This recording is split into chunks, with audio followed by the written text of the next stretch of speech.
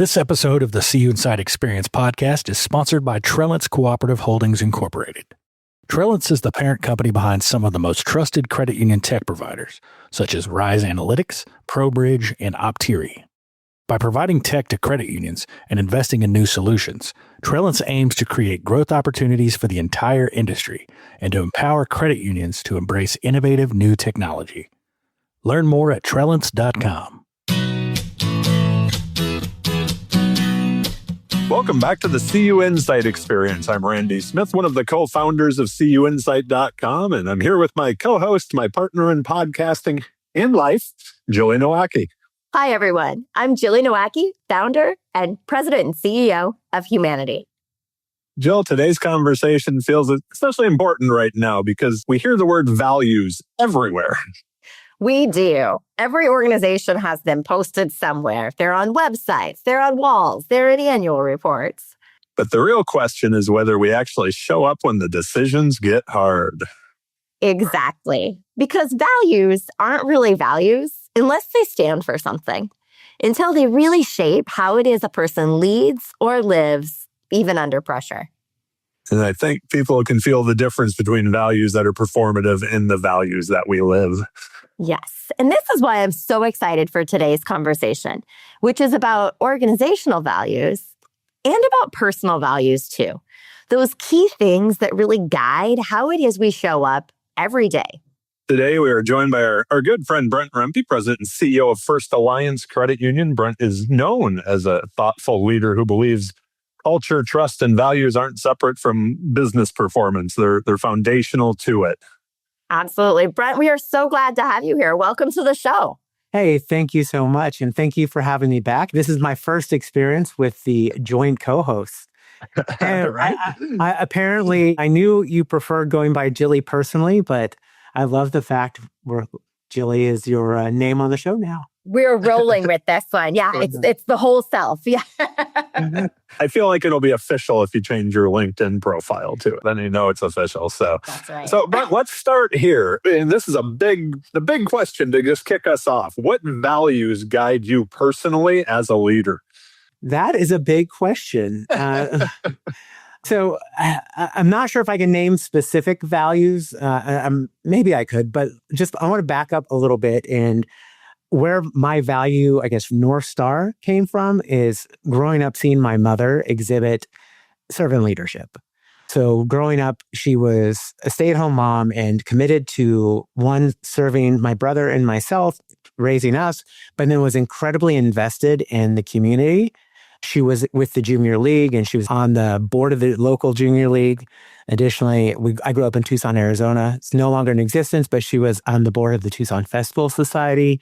So she was incredibly committed to the community. And I think a lot of my values are based on what I saw her exhibit growing up. Also, my mom had a health issue in my freshman year in high school. She had a stroke at 43 years old and still to this day has aphasia.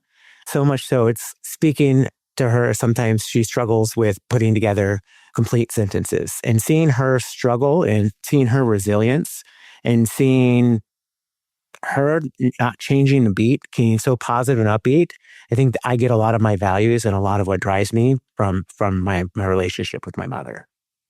It is interesting when we talk to guests on the show and we talk about like where the leadership charter comes from or leadership values come from and how much of that does go back to childhood and those early experiences. And I think sometimes people assume, those values are something that maybe is locked in early. And certainly they're influenced early and by those key influential moments. With you, though, I think that our values are maybe not something that's just defined once and then we sort of set it and forget it and those are the values and we move forward, that we do revisit them. And so I'm curious if you've noticed any evolution of your values over time too. Yeah, certainly. I think I've picked up values from different stops along the way. I'm a product of Catholic secondary education. One thing that I identify with a lot is Catholic social teaching. And so some of those values include dignity of work, rights of workers, preferential option for the poor and vulnerable, solidarity, care for creation, call to community and participation, life and dignity of the human person. So a lot of that formation in Catholic social justice was key of me getting to a point where I started living by values. What I love about Catholic social teaching, though, is you compare those to the cooperative principles and values, there's going to be very similar words. And so I went through credit union development education, which is actually where September 2015, best class ever. And no offense, either of you. But going back to credit union development education, I was a year and a half into the credit union movement. I had come from nonprofit and education space. I felt like I was making a difference in people's lives daily, in my students' lives daily. And then to be a little bit removed from direct service at a credit union and maybe not knowing the difference between a credit union and a bank, I didn't necessarily know. I had a cognitive dissonance or feeling like there was some misalignment until DE. And with DE, the cooperative principles and values, they're mostly the values here, but self-help, self-responsibility, equality, equity, solidarity. Several words you see there's some parallels between that and Catholic social teaching. And then as far as the principles, member economic participation, concern for the community. And so I started to realize that the ethos of credit unions very much aligned with who I am in my formation. So I think there's definitely been involvement in seeing how I see that played out. I would say even in the last 3 years, and I'm just about 3 years into my CEO position, and some of the choices you have to make and the lens you have to make that from, but then wanting to make sure you're living your values and making those choices. I guess when you think back over the last 3 years, or maybe it was even earlier in your career, was there a point in time where you felt your values were really tested? Yeah. So we say we hire for our values. And credit unions are great at doing that. But then I think credit unions, there's a joke in credit union space about finding a part. There's the opposite of hiring is firing, or the opposite of onboarding is offboarding. I've had to let people go over in my time as a credit union executive. I absolutely hate it every single time. It's not fun, but ultimately I've got to, am I living by my values personally? And is the person living by the values? And if they are living by the values, maybe there's a performance issue where we've been able to coach and maybe it's just performance hasn't improved. We ultimately owe it to our members to be good stewards of the member resources. And so as much as I hate it, I lose sleep. I probably down more Tums than I need to take before it happens. There's 1 week in particular that I like to joke about where I think I finished a bottle in a week, but that's over and done. Aside from the fact that this uncertainty lives in your gut, what else has you learned about yourself in those moments when your values are tested and you're in those places where you do have to really, for lack of a better term, sort of decide by staying true to your values or taking the easy path? Yeah. So I think, it just comes back to wanting the best for the collective, the cooperative, the collective group. So what is the best outcome for the situation? And then also what I've realized about myself during that time. Okay. So my son, Toby, loves Lion King's Lion Guard on Disney Plus, and the zebras, they always go into panic and run. And what I've learned about myself is I'm not a panic and run kind of person. I think when times are tested, it's more of like, okay, more like Leroy Jenkins, that clip from the video game in like about 10, 15 years ago. I feel like let's lock and load. Let's do this, right? So rather than panic and running, I've been really pleased, I guess, with being able to just face the problem head on, have direct conversations, and I think through a values-based lens, make the decision that I know is right based on my values.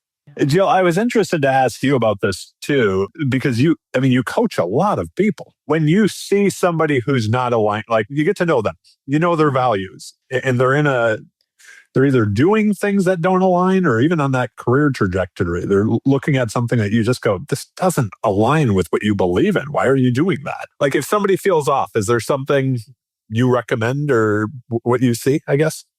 I'm going to leverage the fact that you're my life partner too, and not just my co-host here, and read between the lines and think I know what you bet on this one. So I think what you're asking me is kind of in those moments where you can see that disconnect between what somebody's doing and what I've learned are their values, their guiding principles, their North Star, as Brent said. I think from the outside perspective, it's often easier to see that than when you're the person who's actually in it. Because when you're in it, it's easy to say, okay, well, yeah, I'll take care of myself somewhere down the road. And from my experience, living in a way that's truly aligned with your values is one of the best ways that you can take care of yourself, because it does ensure that you're going to be showing up with peace of mind, and peace of mind is everything. And like, if your head is in the right place, you can go, you can take that problem head on, you can move forward. And so, but oftentimes, if we're the one who's not living in alignment with our values, we tell ourselves, oh, no one else sees this. This is really only bothering me. And it's like, everyone else sees this. Like you don't have it together in the way you want to. And so with those conversations, when I have that opportunity to have the front row seat to it, what can be really helpful and grounding to leaders is to be able to say, you know, Brent, I know one of your values is collective good and cooperative well-being. And how do you feel like this situation aligns with that concern you have for the community? Like, is this? And then Brent's likely to say to me, well, Jill, I'm letting so-and-so take advantage of the community. And that does feel pretty gross to me. And so now and so he'll come up with his own answer then if he's able to do that. I have had situations where the leader hasn't defined their values. They don't necessarily know it. And in those situations, you can kind of detect something just feels a little squeamish here. And you might say, you know, tell me about what you think your values are. And then somebody will say something like, well, harmony is really important. And I can say, is that... So when you go to an executive team meeting and everybody's in turf wars and fights over budget, we can't make a decision, how does that align with that value of harmony? Like, oh, well, this is why it bothers me so much more than it bothers the CFO whose value is competition, right? Like, and being able to move through that and kind of get to the heart of that. So I think that answers the question you were possibly getting at, Randy. But if there's something else, certainly lean into that. So. No, it does. And I would say this, like, we all know as leaders that sometimes leadership is complicated and that there isn't the perfect answer that's like just staring us at the face. So I mean, I really would. I'd ask you both, like, how do you ensure that the decisions you're making are, you know, align with not only your values, but the organization's values that you've stated as well. And hopefully those two align, right? Yeah, you'd hope so. So not sure this answers your question directly, but I guess my view on leadership is leadership's an action. And with leadership, it's not about, you didn't become a leader. I didn't get my position for a job well done. I'm in my job because my job is to be a good steward of this institution, this credit union, which includes the people, the employees, as well as the members. And so constantly needing to, I guess one way I see if my leadership's, I guess, aligned, one way to see is a decision I'm making out of self-interest or is it out of interest of others? And really trying to think through my thinking on that. Not sure if that directly answers your question. It does. That's what, Jill? I think that's so key, is that ability to be able to go back and say, like, you know, kind of having that question. So in Brent's case, that question is this self-interest or is this others' interest? I think for me, I talk often, my two key values are growth and joy. And if I can look at something and say, okay, is this action I'm aligning to, is it contributing to growth or is it contributing to stagnancy? And if it's, and so I think having that, you know, when you're trying to make decisions and there's uncertainty or there's pressure coming from different ways or there seems to be a lack of alignment, being able to have that grounding question of what's my filter? So again, Brent's filter, self-interest or interest of others. My filter, is it going to contribute to continued growth? Like, I think that's what's so key on that area. Yeah, I know. And sometimes as a human being, am I 100% aligned to my values 100% of the time? Right. Yeah. I mean, and being willing to apologize or take a step back, or like just yesterday, I jumped to a conclusion. And then when I realized the conclusion was incorrect, I went back and apologized to the person it wasn't even about this person, but I jumped to a conclusion in front of this person. I said, I am sorry about my behavior yesterday that I jumped to a conclusion. So being able to call yourself out and apologize, I think is an indicator for me of leadership and for me living my values. Yeah. And I think this kind of ties into that, is what you just talked about is like, to that person, you're demonstrating your values, that it was important enough for you to circle back around, right? And say, you know what? I made a bad assumption yesterday. I jumped to a conclusion, and that to me is something that at least I've found, and my guess is all of us have worked in either organizations or for individuals where we didn't feel that the values were aligned. Like there might be kind of like in the beginning when Jill mentioned, like sometimes the values are on the wall or they're in the mission statement or they're, in the strategic plan. And yet you're working for an organization or a person and you're like, this does not add up. Like the only thing that's important is something that has nothing to do with the values that we've stated. This actually goes against it, or it feels like it does, at least to me. And that's where, to me, I think that idea of, as a leader, your values are coming out in like every one of your actions over and over and over again. And that's where, whether it's the team or the entire organization they can feel them, right? And it is more than just the writing in the strategic plan, let's just say. That's one of the elements that I think is so important to make sure this moves beyond what's written in the strategic plan, what's on the walls, is this concept of operationalizing values. So being able to say, like, not just, oh, my value is joy. And that doesn't mean that all I do is frolic, although I do frolic for sure. But like looking at it and saying, well, what does that look like to put that into action, to live with joy and to know that? But like when we take that into an organizational value, and so many of our organizations probably say, well, our value is excellence or our value is integrity.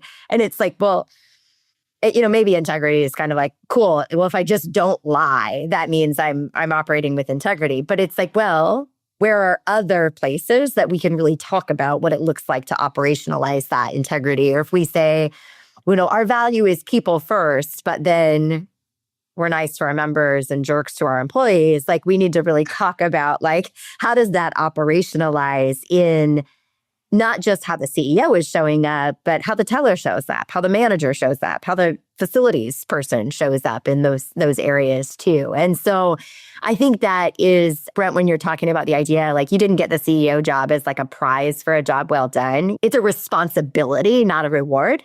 And like with that means showing up every day with that continued commitment to leading in a way that can be a role model for others on their team, can operationalize what the board of directors says. This is what we're all about. Like your responsibility is to help move that forward. Ew, what did I say there?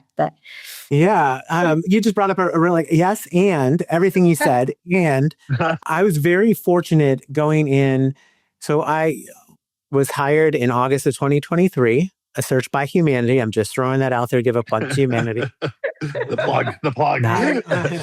And what I loved working with Humanidei because I felt like I was treated like a human being. So that's my shameless plug for Humanidei. But going in that very first year, the board, there was some transition, a retirement and some transition on the executive team prior to my arrival. And the board had originally planned to go into strategic planning a month after I got here. Instead, we went into some governance training to really define that CEO versus the board relationship. The next year, we did strategic planning. So in August of 2024, about my 1-year anniversary, and our board asked a question leaving strategic planning. So we've defined what's our ideal member? Well, at First Alliance, we are really trying to make a difference in our community, trying to serve the underserved. And our board defined that as first start, fresh start. So we have a first start, fresh start initiative.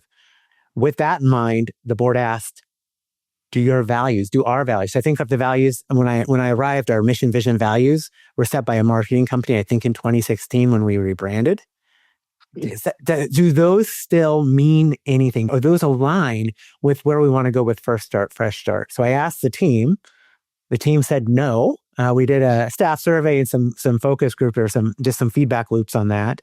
And the board then empowered us. So rather than setting the mission, vision, values in the boardroom, We kind of did a grassroots effort. So it's kind of taking in, there's this seminal article from Harvard Business Review called Creating Your Company's Vision. It's by Jim Collins, the author of Good to Great, and Jerry Porras. And I almost always say Oscar Porras, but it's a colleague of Jill's. Yeah. Jilly's, but Jerry Porras. And with that, they really suggested getting what they call the Mars group. So for us, imagine you're recreating First Alliance, the best of First Alliance on Mars. You have a rocket ship. You're sending 5 to 7 people to Mars to recreate First Alliance. Who embodies what the essence of First Alliance is? Who is already living First Alliance? Who represents what it means to be an employee of First Alliance? Who represents our members well? So with that, we did a kind of a democratic election process, and we had 5 to 7 people and a few other people based on their positions, whether that's marketing or member experience, come into a room. My good friend Sam Plester from Mission Brands Consulting led a 2-day facilitation for us. And the team then set the mission, vision, values, reset the mission, values. And our board, the very next day, this very next board meeting within a few days, resoundingly, unanimously accepted it. So with that, our mission is what we do every day. It's why we show up. Coincidentally, we use the word showing up quite a bit. It's we show up, we listen to your story, and we provide possibilities. Our values are also meant to be adjectives of an ideal employee. So passion, persistence, and presence. That's the only aspirational statement. Our vision, if we obtain this, we're out of business. And our vision, a financial oasis where everyone has access to the opportunities they deserve. And so with that, we reflected back a year later, and everyone, the team, just felt it was tangible. It's approachable. They're not these lofty, it's nothing. So it's kind of funny, our AVP of retail experience, her sister's in marketing, and she was in the Mars group. She was so excited, shares with her sister, "That's it?" Her sister's response, "That's it? Maybe you want to put that in a chat BTP and try and fluff it up." Spice it up a bit. Yeah. No, that's the beauty of it, is it's one, people buy into what they help create. So employees created this. Employees rolled this out. There were teammates our team members selected and elected people to be down there and represent them. So that representative democracy was key. And then that buy-in was key. And, I think right now, First Alliance, of course, we have our struggles. There's some tight margins in different places. But from my point of view, we're growing faster than industry for membership, loans, and deposits. And I think a lot of that is just letting that mission, vision, values guide us. And the excitement that created with the team. There's a huge transition, I think, once we define that. What do you, and I'll throw it to either one of you, is what do you think leaders often get wrong when they'll take the flip side of this, when they're trying to really create that values alignment? I think you let the marketing company set it. Or unfortunately, I think sometimes that top-down approach, whether it's a marketing company or the boardroom, and not having feedback, again, people buy into what they help create, and you're not abdicating your role. You're just getting more voices at the table. I think it's also really key. I think the other thing that leaders get wrong is they're like, oh, we're going to have 5 or 7 or 12 values because of course we want to have integrity. Of course, member service matters. And there's an exercise I do sometimes with workshops that I facilitate where I give people a list of 100 values and I say, okay, you have to choose 2 or 3. And it's well, I can't not choose family because what if my family sees this later? No, well, burn it after you do that. It doesn't. Yeah. So there's things, or if I don't choose responsibility, my coworker sitting next to me is going to think I'm flaky. And it's those things have to be narrowed down. And so I'm sure it wasn't easy for First Alliance to get to just 3. You're one of the only organizations I heard that has so few. But now that you have 3, your employees, there's a chance they all actually remember it. There's only 3. They all start with P's, right? It could be really easy to be ooh, but what if we don't put integrity in there? Cool, let's talk about how persistence or presence or passion also embodies some of those actions we might be wanting from something else. So I think we sometimes try to throw too much spaghetti at the wall when like keeping it simple and straightforward actually gets the results we're looking for. I'm just so impressed by your recall there. You already got the mission of First Alliance. Jeez, it's amazing. It was awesome. Have 3. But I think, Jill, that's such a good point. When our values, our original values, we had 7. You asked employees, what are our values? They couldn't remember our mission. They didn't know, the vision that's not even within their recollection. And then we had 7 values. And that's great if you can remember them, but most people could recite 3 usually, maybe a 4th. So there's 3 to 4 that people could never recall. I mean, different ones per different people, but we could never remember all 7. So it was really important when we were doing our values. I'm like, it is 3 maximum. I will give you 4 or 5 if you have an acronym. So for instance, this is Community Bank. I can't remember which community bank, but down in like Texarkana, Texas, could be Texarkana, Arkansas. They have HEART as their acronym, and every single employee remembers all 5 of their core values because of that acronym. So if you can't remember them, like you've got to have some kind of recall. And 3, and the alliteration between passion, persistence, and presence kept it very simple for the team and recallable. I'd like to move on to kind of that human side of values. And I almost jumped the gun on this earlier when you talked about when you first came in as the CEO, and there was some transition periods as far as staff goes. And I mean, that's just it. I think I hope it's most people's least favorite part of leadership is having to let people go or find them other career paths. If you really enjoy that seems weird to me. It's like my favorite is promote them to member. Yeah, promote them to member. Find their true calling. Like when you're balancing, there is that human side of values where like you're balancing accountability with the humanity of it. The situations, we all have lives and we all have things that are going on in them. I guess, how do you balance that as you're going through those kind of difficult times? Yeah. So I think for me, it's treating people with grace. I think, for me, I strongly believe in second chances. Heck, I even believe in third chances. But there's a point though where, if we're not seeing, I love Jill's growth value. If we're not seeing the growth, if we're not seeing the needle being moved, then it's time to have, there's that unwillingness or unableness, and we need to have some serious conversations about that. So, but I think it's keeping, there's no doubt in my mind, some of the decisions I've made has changed the course of people's lives professionally and possibly personally. And I think while I might not be able to sleep before it happens, I've never lost sleep after it's happened. So I feel like I've made decisions that are in alignment with who I am. But I think it's also very important to remember that you have a human being in front of you. And in most situations, like just know maybe it's not the right fit right now. Maybe there's misalignment between you and the organization. And, there's been folks who, we've had to have some frank conversations. We've decided to separate, and I'm more than willing to give you a reference for the right position because, one, I see the value of the human being, and also just know there's some situation or some circumstances that it didn't work out for whatever reason. So I think always remembering that you have a human being in front of you is incredibly important to me. To me, Randy, what Brent's saying right there, that idea of you're really needing to rely on your values during those difficult moments. So when there is uncertainty or when there is change or when conflict is coming through, if you aren't clear on your values, you don't end up in that situation where you can say, hey, there's still a human in front of me. And you might have a stress reaction. So Brent's been pretty clear. His personal values tie to service to others, care for others, concern for the community.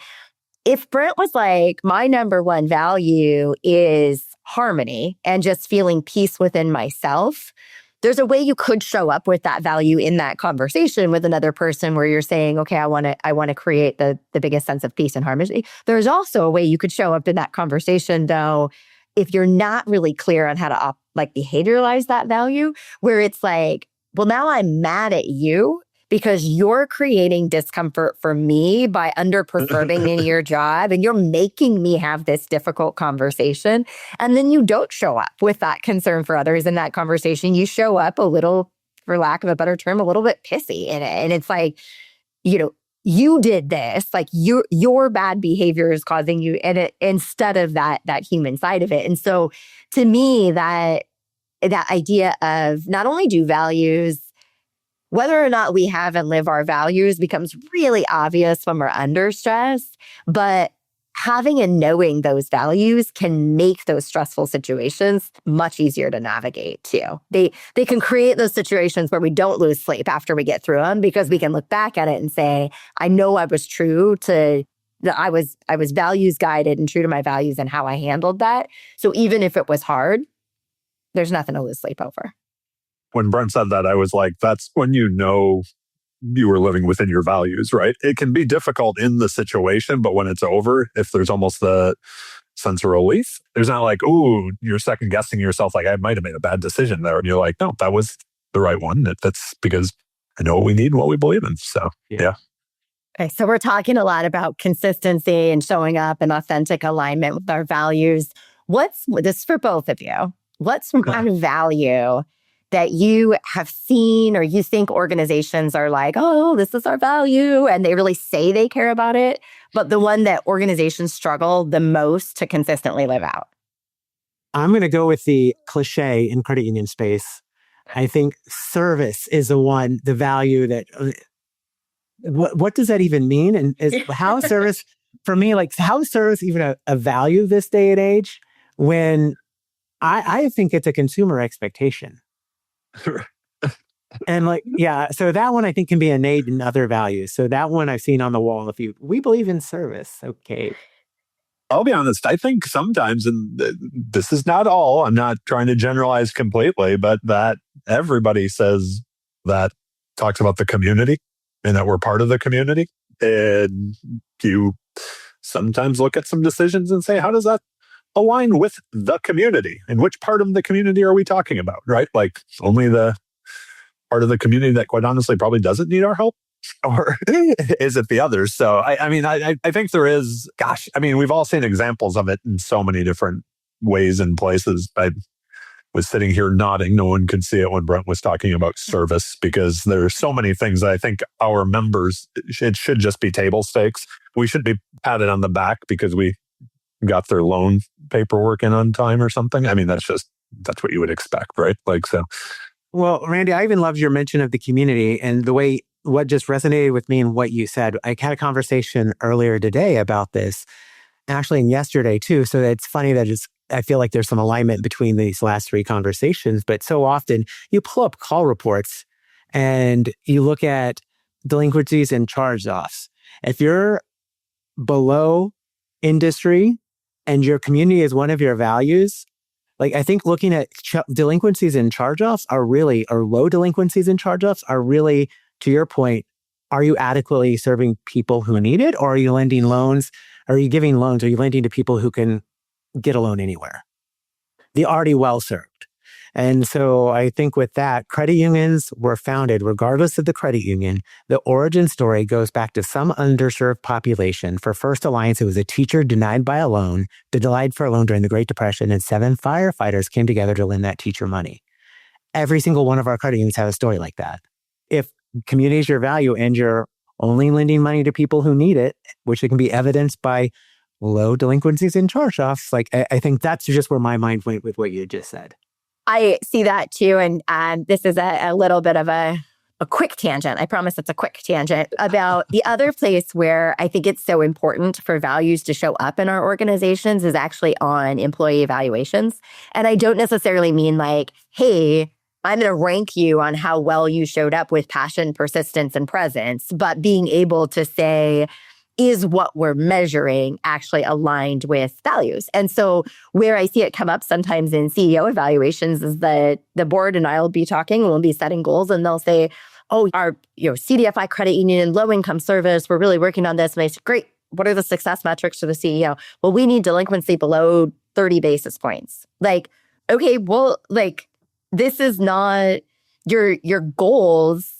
Not only do they not align with your strategic plan, but they don't align with what you say you're all about as an institution either. And now you're putting the CEO in a position where you're saying, hey, we're going to hold you accountable to deliver on our mission, but we're only going to pay you if you deliver on our metrics, and there's not necessarily alignment there. And I think that's another really key place where values should be guiding the conversations that are happening to you.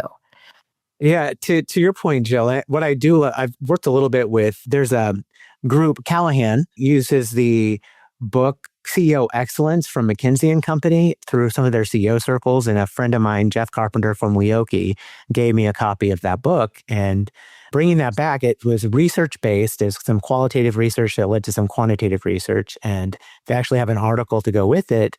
And walking through my CEO Relations Committee on the board, we actually set up my performance metrics around, not my performance metrics, but my performance evaluation around that book and the skill sets that are desirable for CEO excellence. And actually, so some of the performance metrics, the financial metrics, those are expectations. Those are not necessarily part of leadership performance. And so to be able to have a board that sees that alignment and sees that if we lead with mission, if we lead with leadership, the results will come. And if they don't at that point, then you have more serious conversation. But by leading, so that's where the whole idea of a mission versus margin, it is a balance.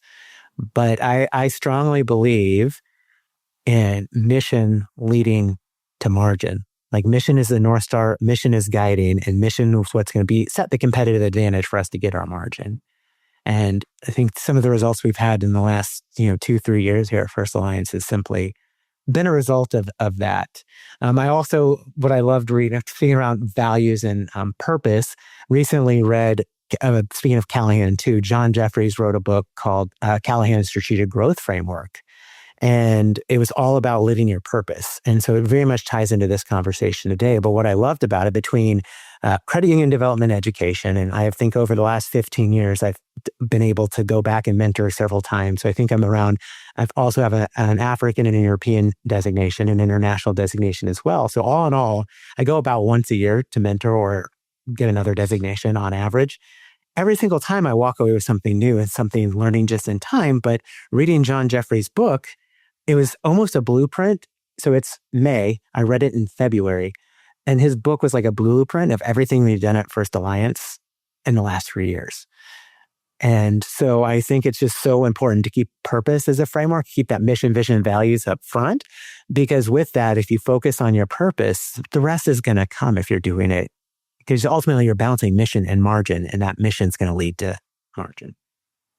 I think that is a great piece of advice there for leaders who are trying to create that stronger alignment between personal values, organizational culture, and organizational values. So great insight with that, Brent, for sure.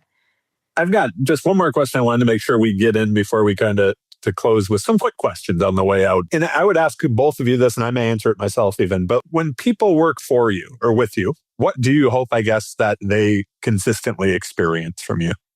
I'll give you a minute on this one, Brent. I'll go first so you have a chance to think about it. When people work with me, so I don't want to say there's a lot that I am not consistent on. I don't think people are like, ooh, what version of Jill am I getting today? Which is concerning, right? And that's not how any leader should show up. But I think, people are not going to be able to say, oh, well, when we interact with Jill, she's always like a ray of sunshine in such a great mood, no matter what. Like, that's just not a reality of humans in most situations. And so, but what I do think people do experience consistently with me is that pushing towards growth. And so, I am also somebody, Brent, and I heard Maria Martinez say it one time, and I quote her on it and I talk about it, but this idea of like, give people chances, give people lots of chances, like create that space. And I believe in that wholly. I did recently say, okay, wait, it's one thing to make technical mistakes. It's another thing to make values mistakes. Those technical mistakes you can get a lot of chances on. Values violations, no, not a lot of chances on that one.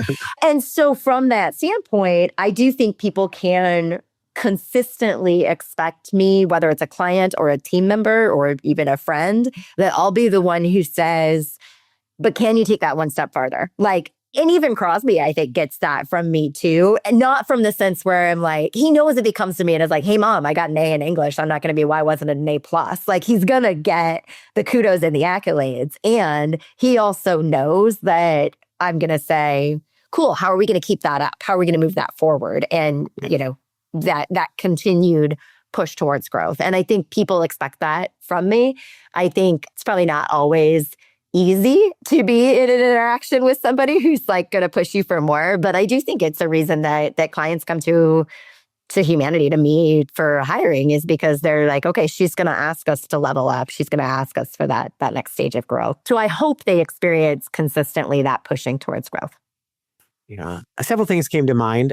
Patrick Lencioni calls the CEO a chief reminding officer. So a CRO, chief reminding officer. So it's really important in the CEO seat to constantly remind folks of the mission, vision, and values.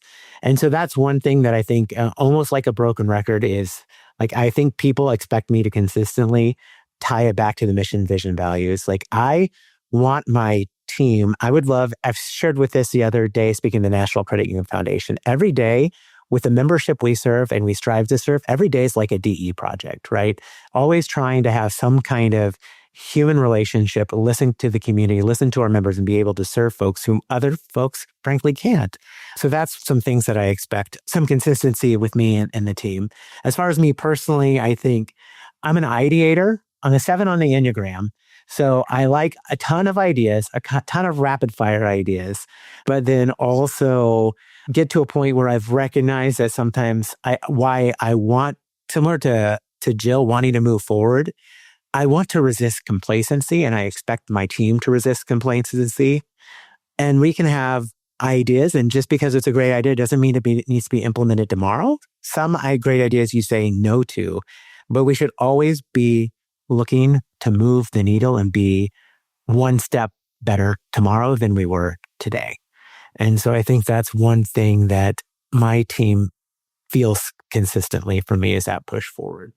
All right, the clock is ticking, so we're going to wrap this up with a few quick questions. Right. So I'm going to take the first one. What's one word that defines great leadership? I think authenticity. I'd say consistency. Randy? Consistency. Awesome. Yep. Jill? Passion. Nice. All right. What's one value you hope never goes out of style? Curiosity. Oh, I do love that one.